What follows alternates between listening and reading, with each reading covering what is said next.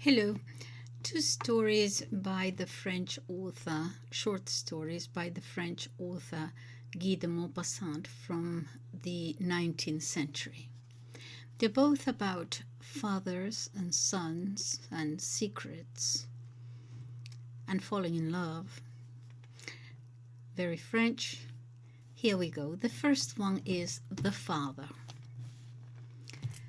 As he lived in the town of Batignolles and was a clerk in the public education office, he took the omnibus every morning to the center of Paris, sitting opposite a girl with whom he fell in love.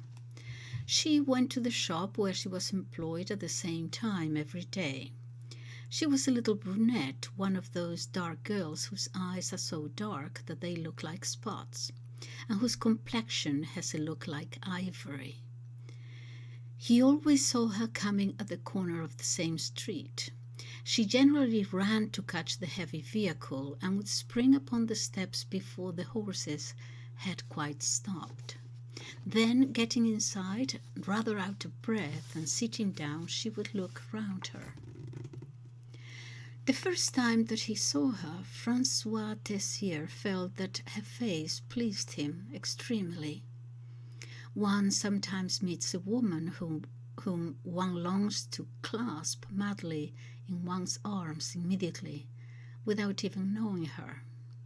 That girl answered to his inward desires, to his secret hopes, to that sort of ideal of love which one cherishes in the depths of the heart, without knowing it. He looked at her intently in spite of himself, and she grew embarrassed at his looks and blushed. He saw it and tried to turn away his eyes, but he involuntarily fixed them upon her again every moment, although he tried to look in another direction. And in a few days they knew each other without having spoken. He gave up his place to her when the omnibus was full and got outside, though he was very sorry to do it. By this time she had gone so far as to greet him with a little smile, and although she always dropped her eyes under his looks, which she always felt were a little too ardent, she did not appear offended at being looked at in such a manner. They ended up by speaking. A kind of rapid intimacy had become established between them, a daily intimacy of half an hour, which was certainly one of the most charming half hours in his life to him. He thought of her all the rest of the time, saw her continually during the long office hours, for he was haunted and bewitched by that floating and yet tenacious recollection which the image of a beloved woman leaves in us, and it seemed to him that the entire possession of that little person would be maddening happiness to him, almost above human realization. Each morning now she shook hands with him, and he preserved the feeling of that touch and the recollection of the gentle pressure of her little fingers until the next day. He almost fancied that he preserved the imprint of it on his skin, and he anxiously waited for this short omnibus ride all the rest of the time, while Sundays seemed to him heartbreaking days. However, there was no doubt that she loved him, for one Sunday in spring she promised to go and lunch with him in the town of Maison Lafitte the next day. She was at the railway station first, which surprised him, but she said, "Before going, I want to speak to you. We have 20 minutes, and that is more than I shall take for what I have to say."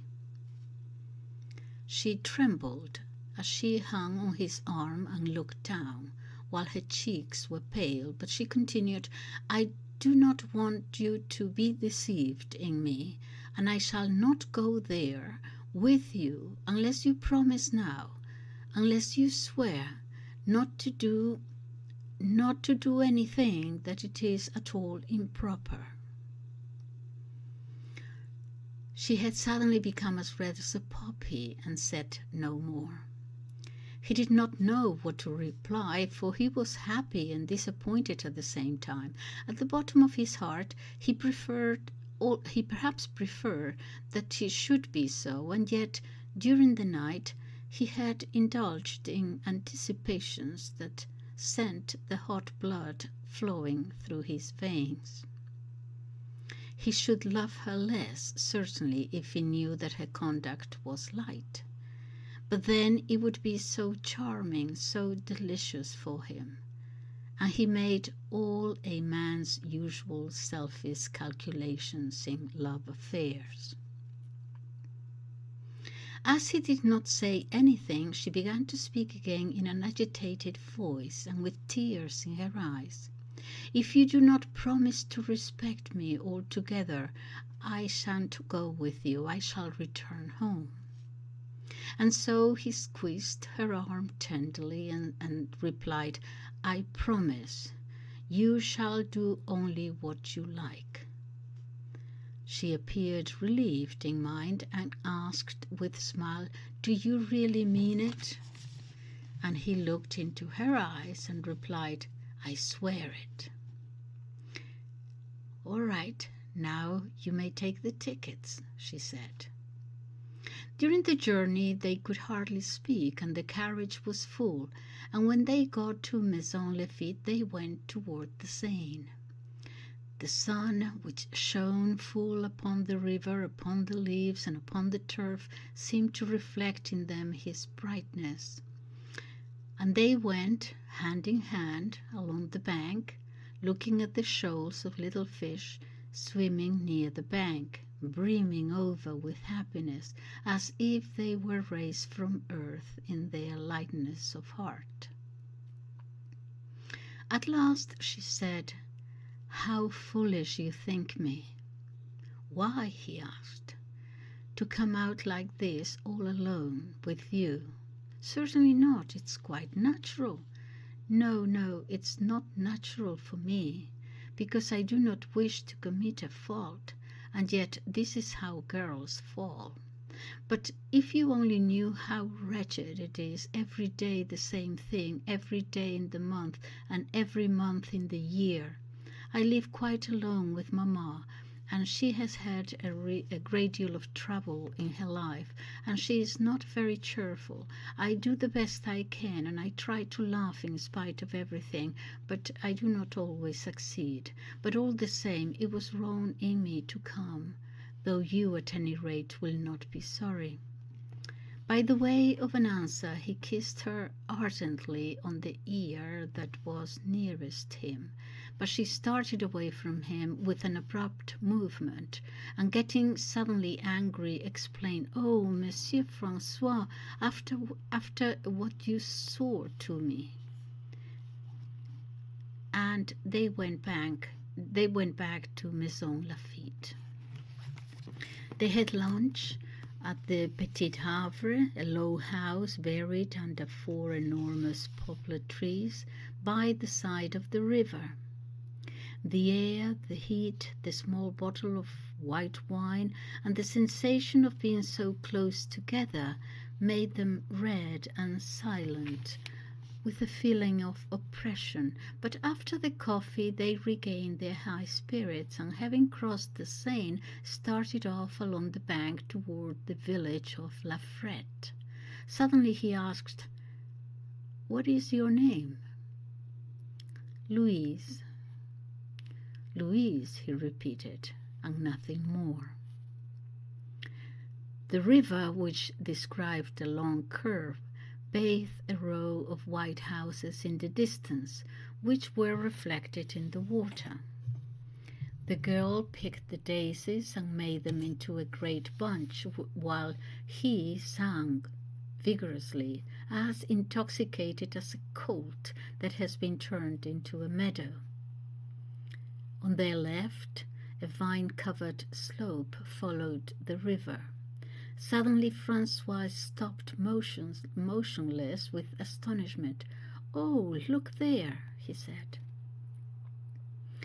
The vines had come to an end, and the whole slope was covered with lilac bushes in flower.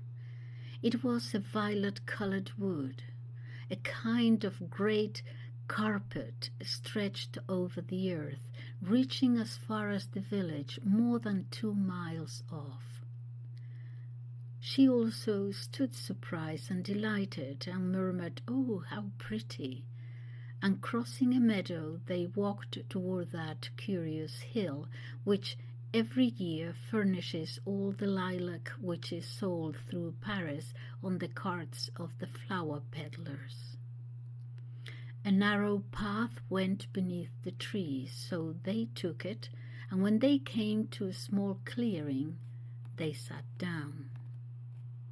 Swarms of flies were buzzing around them and making a continuous, gentle sound, and the sun, the bright sun of a perfectly still day, shone over the bright slopes, and from that wood of flowers a powerful aroma was borne toward them, a wave of perfume, the breath of flowers.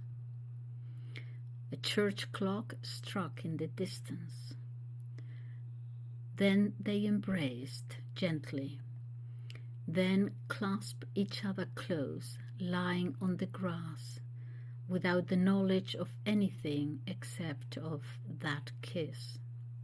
She had closed her eyes and held him in her arms, pressing him to her closely, without a thought, with her reason bewildered, and from head to foot in passionate expectation.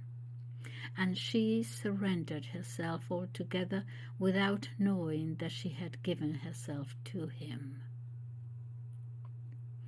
But she soon came to herself with the feeling of a great misfortune, and she began to cry and sob with grief, with her face buried in her hands. He tried to console her, but she wanted to start, to return and go home immediately, and she kept saying as she walked along quickly, "Good heavens, good heavens." He said to her, "Louise, Louise, please let us stop here." But now her cheeks were red and her eyes hollow, and as soon as they got to the railway station in Paris, she left him without even saying goodbye.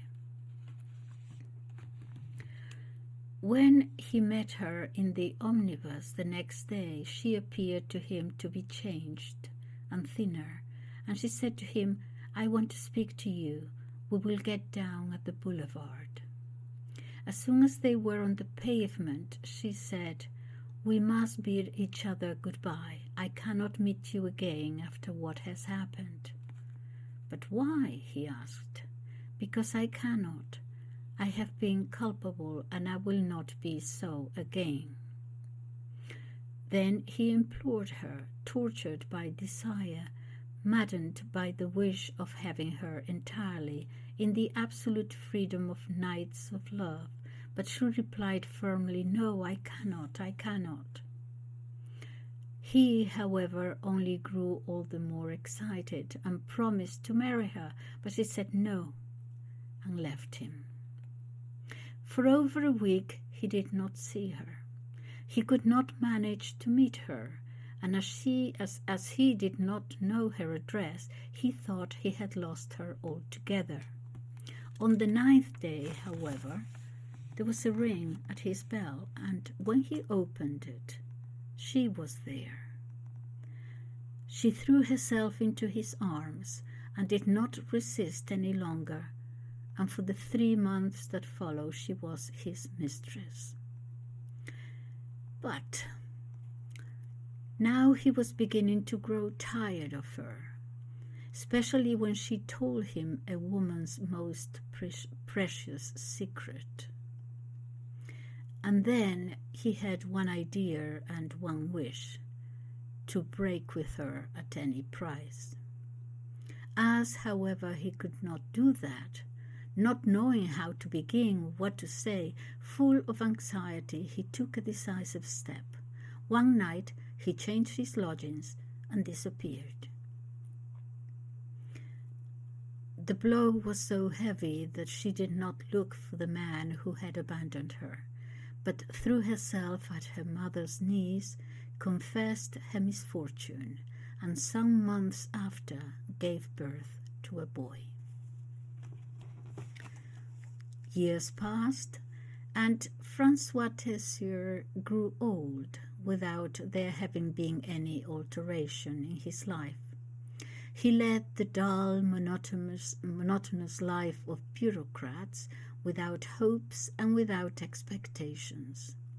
Every day he got up at the same time, went through the same streets, went through the same door, passed the same porter, went into the same office, sat in the same chair, and did the same work.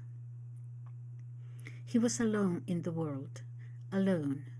During the day, in the midst of his different colleagues, and alone at night in his bachelor's lodgings, and he laid by 100 francs a month against old age. Every Sunday he went to the Champs-Élysées to watch the elegant people, the carriages and the pretty women, and the next day he used to say to one of his colleagues, "The return of the carriages from the Bois de Boulogne was very brilliant yesterday." One fine Sunday morning, however, he went into the Parc Monceau, where the mothers and nurses, sitting on the sides of the walks, watched the children playing. And suddenly Francois Tessier started. A woman passed by, holding 2 children by the hand, a little boy of about 10 and a little girl of 4. It was she. He walked another 100 yards and then fell into a chair, choking with emotion. She had not recognized him, and so he came back, wishing to see her again. She was sitting down now, and the boy was standing by her side very quietly, while the little girl was making sand castles. It was she.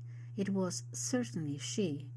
But she had the serious look of a lady, was dressed simply, and looked self-possessed and dignified. He looked at her from a distance, for he did not venture to go near.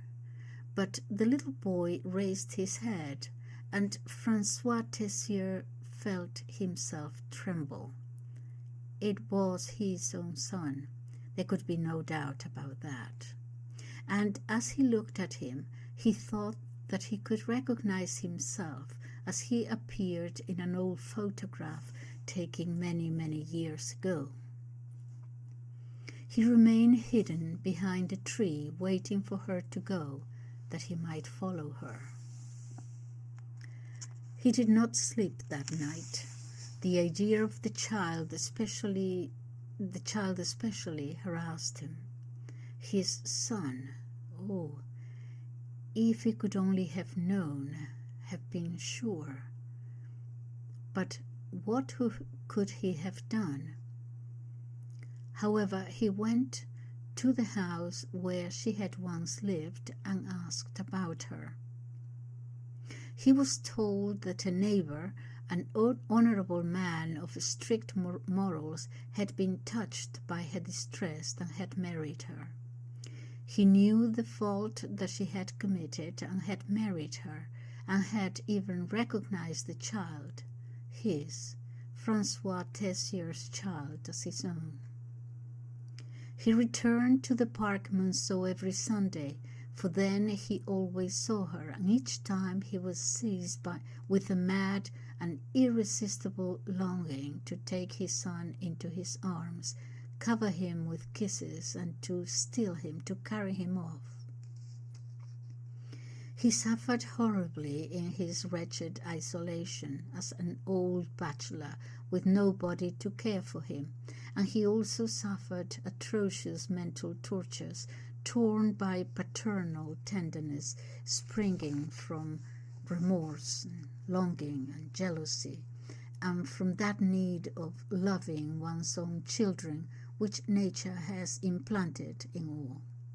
And so at last he determined to make a despairing attempt, and going up to her as she entered the park, he said, standing in the middle of the path, pale and with trembling lips, "You do not recognize me, do you?" She raised her eyes, looked at him, uttered an exclamation of horror, of terror, and taking the two children by the hand, she rushed away, dragging them after her, while he went home and wept inconsolably. Months passed without his seeing her again. He suffered day and night, for he was a prey to his paternal love. He would gladly have died if he could only have kissed his son.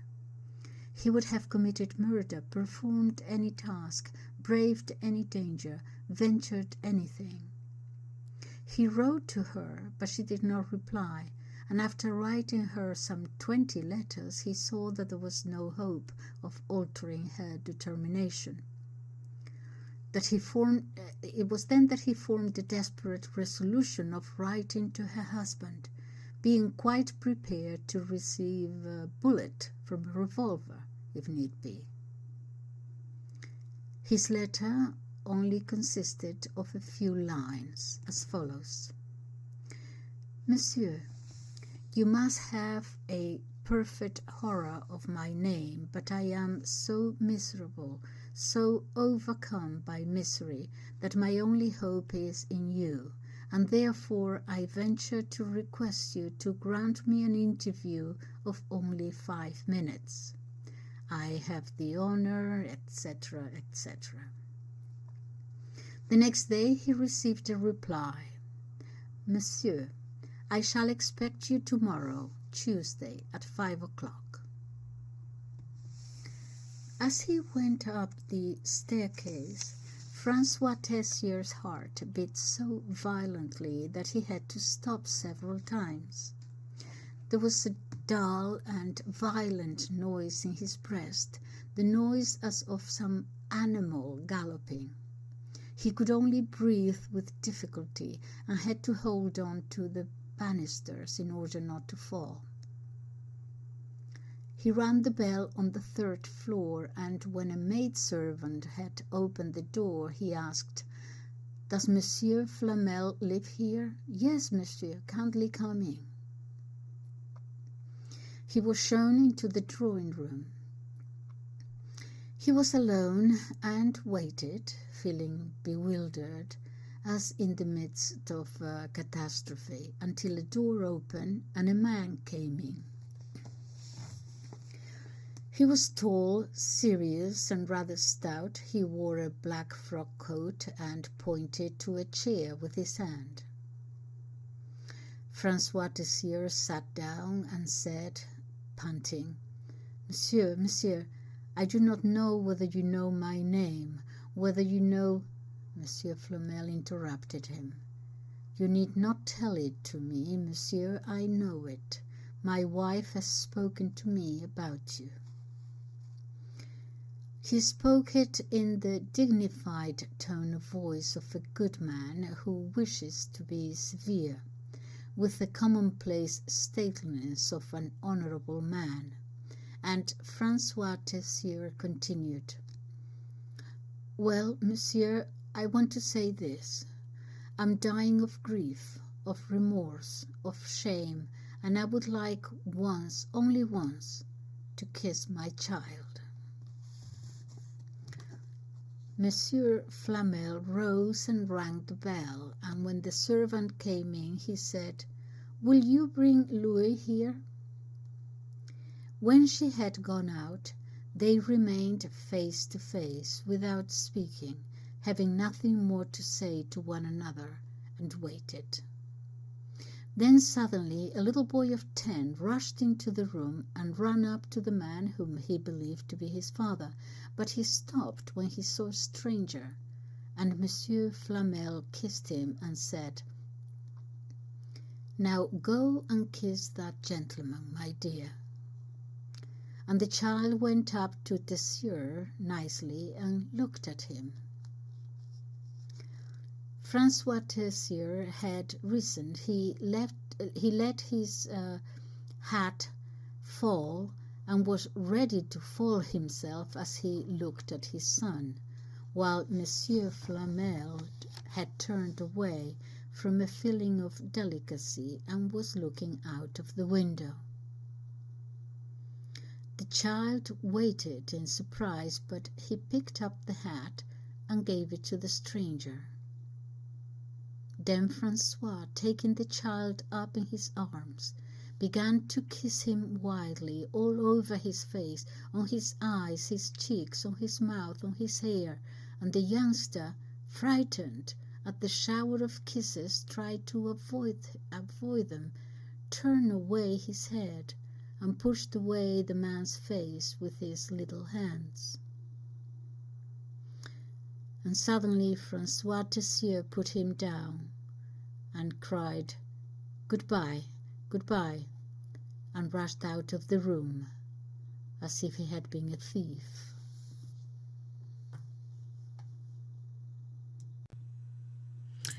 That was the father. And now another one, after death.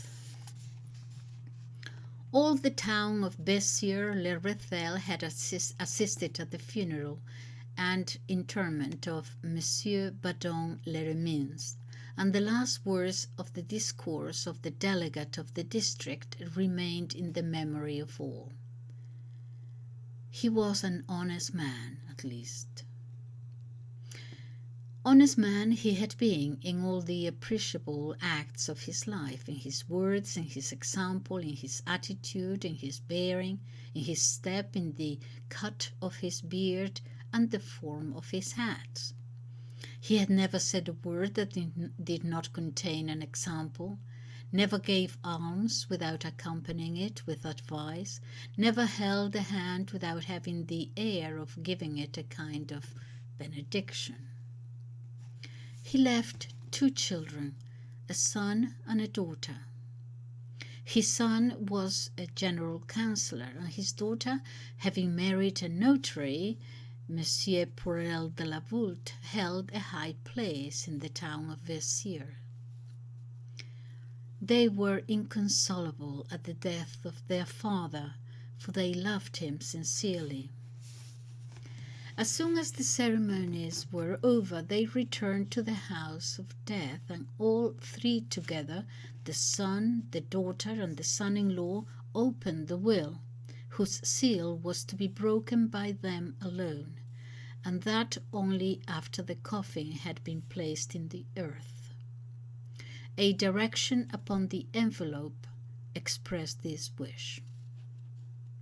It was Monsieur Poirel de la Voulte who opened the paper, being accustomed to these things in the capacity of notary, and having adjusted his eyeglasses over his eyes, he read in a dull voice, made for particularizing contracts, "My children, my dear children, I could not sleep tranquilly the eternal sleep if I did not make a confession to you from the other side of the tomb, the confession of a crime, remorse of which has rent my life. Yes, I have committed a crime, a frightful, abominable crime. I was 26 years old, had just been called to the bar in Paris, and was living the life of young people from the provinces, stranded without acquaintances, friends, or parents in the city. I took a mistress. There are people who are indignant at this word mistress, but there are also beings who cannot live alone. I am one of these. Solitude filled me with a horrible agony, especially solitude in a lodging before the fire in the evening. It seems to me then that I am alone upon earth, frightfully alone, surrounded by vague dangers and terrible unknown things. And the partition which separates me from my neighbor whom I do not know, makes him as far removed as the stars that I see from my window. A sort of fever invades me, a fever of impatience and fear, and the silence of the walls overpowers me. It is so profound, so sad, this silence of a room where one lives alone. It is a silence about the soul, and when the furniture cracks or starts, the courage wanes, for one expects no sound in this mournful dwelling place. How many times, unnerved, frightened by this mute immobility, have I begun to speak, to pronounce some words without sequence, without reason, in order to make some noise. My voice then appeared to me so strange that I was afraid of that also. Is there anything more frightful than talking alone in an empty house? The voice seems like that of another, an unknown voice, speaking without cause, to no one, into the hollow air, with no ear to listen, for one knows before the words are uttered into the space of the apartment what the lips are about to say. And when they resound lugubriously in the silence, they seem more like an echo, the echo of singular words pronounced low by the thoughts. So I took a mistress, a young girl like all those young girls who live in Paris at some trade insufficient to support them. She was sweet, good, and simple. Her parents lived at Poissy. She went to stay a few days with them from time to time. For a year I lived tranquilly enough with her, fully decided to leave her when I should see some young person with whom I was well enough pleased to want to marry. I would leave to this one a small income, since it is admitted in our society that the love of a woman ought to be paid for in money when she is poor, in jewels when she is rich, if she is rich. But behold, there came a day when she announced to me that she was pregnant. I was struck down and perceived in an instant the ruin of my whole existence. The chain was apparent that I must drag to my dying day, in the near future, in my old age, always the chain of a woman bound to my life by a child. The chain of a child whom it would be necessary to bring up, watch over, and protect, always concealing myself from him and him from the world. My mind was overturned by this news, and a confused desire which I did not formulate but which I felt in my heart took to showing itself, like people concealed behind portieres waiting until someone tells them to appear. A criminal desire that roamed around at the bottom of my thoughts. If some accident could happen. There are so many of these little beings who die before birth. Oh, I did not desire the death of my mistress. Poor girl, I loved her well. But I wished perhaps the death of the other before I had seen it. But it was born. I had a household in my bachelor's quarters, a false household with a child, a horrible thing. It resembled all infants. I could scarcely love it. Fathers, you see, do not love until later. They have not the instinctive, the surpassing love and tenderness of mothers. Their affection is awakened little by little as their mind is drawn towards their children each day in the bonds which unite living beings together. A year passed away. I now fled from my too small dwelling where linen and blankets and stockings, the size of a pair of gloves, were dragging around, and 1,000 things of this kind were left upon the furniture, especially upon the arm of the easy chair. I fled particularly to escape from hearing him cry, for he cried at all times, when he was changed, when he was washed, when one touched him, when he was put to bed, when he was taken up, without ceasing. I had made some acquaintances, and had met her who was to become your mother. I came to love her, and a desire to marry her was awakened in me. I paid her my court. I asked her in marriage. She accepted me. And now I found myself in this predicament. To marry, having a child, this young girl whom I adored, or to tell the truth and renounce her and happiness, the future, everything. For her parents, rigid and scrupulous people, would never give her to me if they knew. I passed 1 month of horrible anguish, of moral torture, a month where 1,000 thoughts frightened and haunted me, and I felt growing in me a hate against my son, against this little piece of living, crying flesh, who barred my way, ruined my life, and condemned me to an existence without hope, those vague hopes so charming to youth. At this time the mother of my companion fell ill, and I remained alone with the child. It was in December. It was terribly cold. What a night! My mistress had gone. I had dined in my narrow dining room, and then entered softly into the chamber where the little one slept.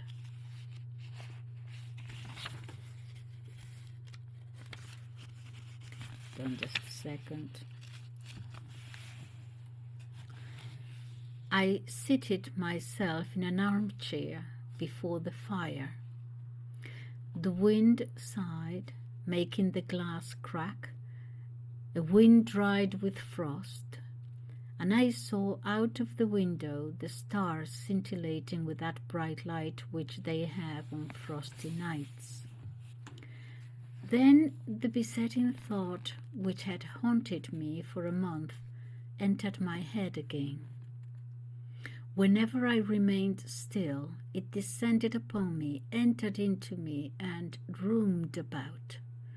It gnawed me as fixed ideas gnaw, as a cancer gnaws into the flesh. It was there, in my head, in my heart, in my entire body. It seemed to me, and it devoured me as if it had been a beast.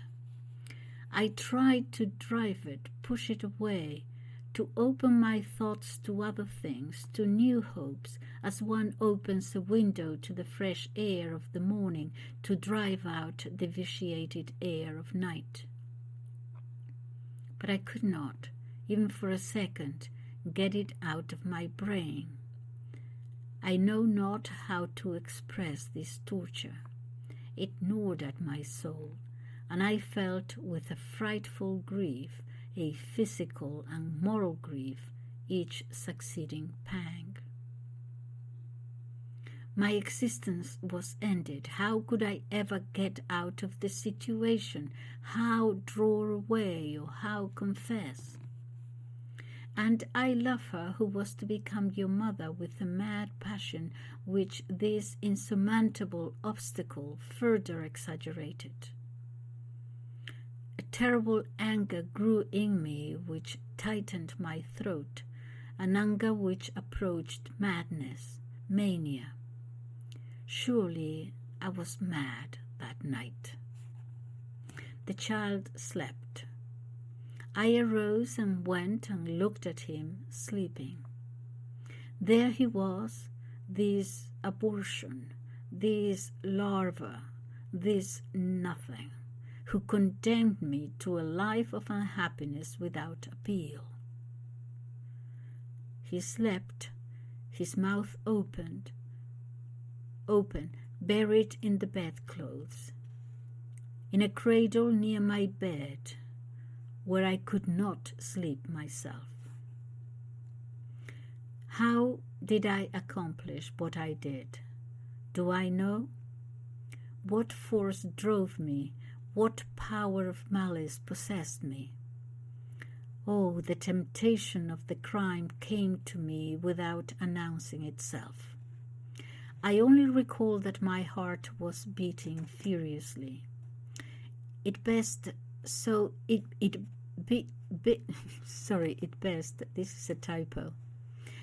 so strongly that I heard it as one hears the blows of a hammer behind a partition wall.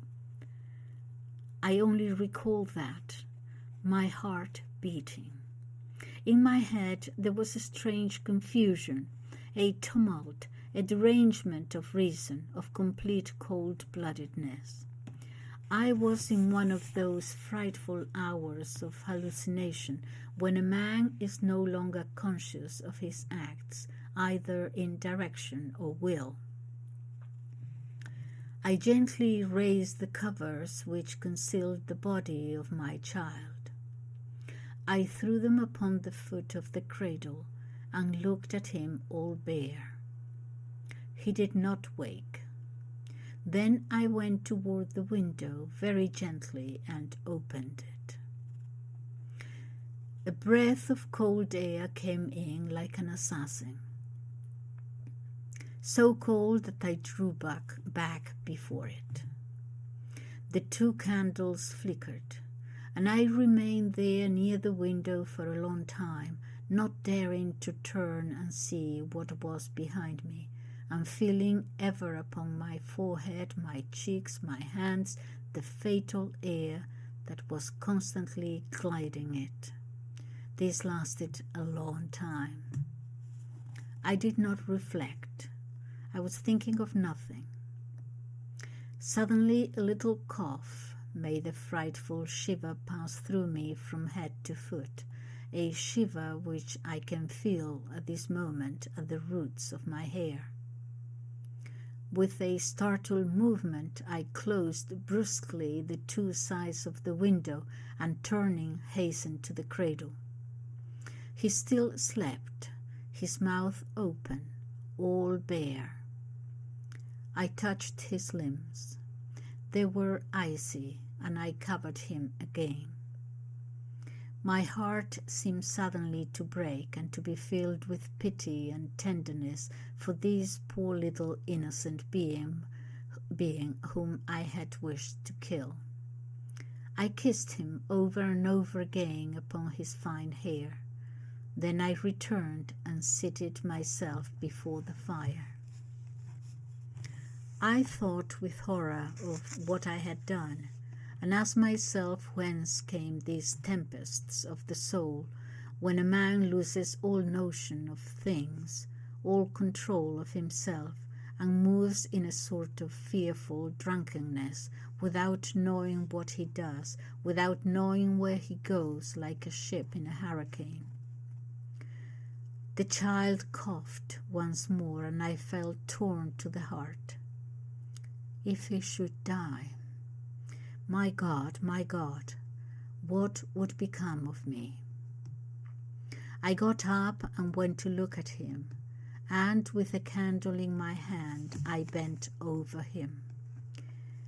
Seeing him breathe tranquilly, I was reassured, even when he coughed for the 3rd time. But I felt such a shock and made such a movement to arrest it, as one does at the sight of some frightful thing, that I let the candle fall. And straightening myself after having picked it up, I perceived that my temples were moistened with a sweat hot and cold at the same time, which produced an agony of the soul like that of some frightful moral suffering, or some unnameable torture, burning like fire and cold as ice, piercing the bones and the skin of my head. I remained bending over my son until daybreak, calming myself when he was quiet and transfixed by an abominable grief when a feeble cough came from his mouth. He awoke with red eyes, an inflamed throat, and difficult breathing. When my wife entered the house and saw him, we sent immediately for a physician. He came in an hour and asked, after having examined him, "Has he taken cold?" I began to tremble as very old people tremble, and stammered, "No, I think not." Then I asked, "What is the matter? Is anything grave?" He answered, "I cannot say yet. I will return this evening." He returned in the evening. My son had passed nearly the whole day in an invincible sleepiness, coughing from time to time. A congestion of the lungs now showed itself. This lasted 10 days.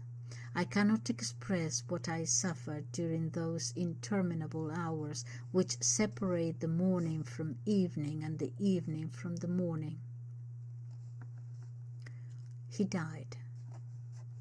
And since that moment, I have not passed an hour, no, not an hour, without that atrocious, cutting memory, a memory which gnaws, which tortures and rends the mind, and stirs in me like a rhythm beast chained up in the bottom of my soul.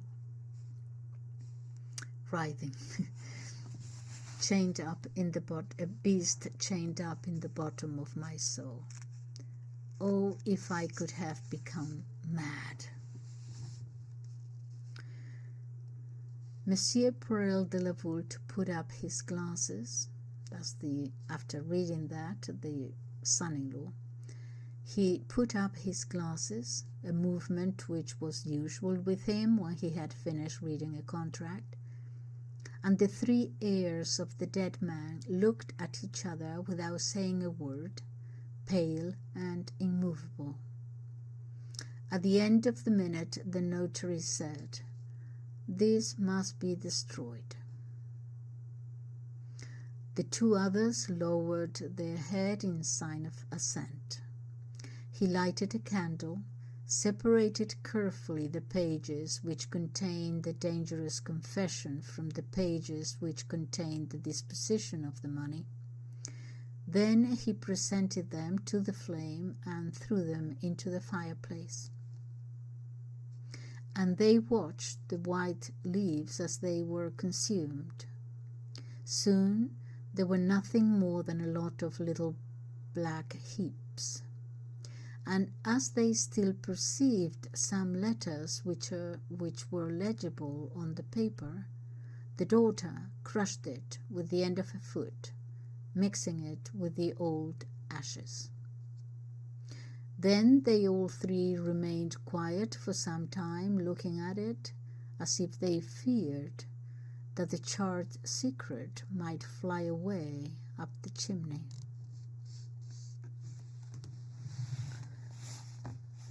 And that is the end of that second short story, After Death, by Guy de Maupassant. Thank you for listening. Bye-bye.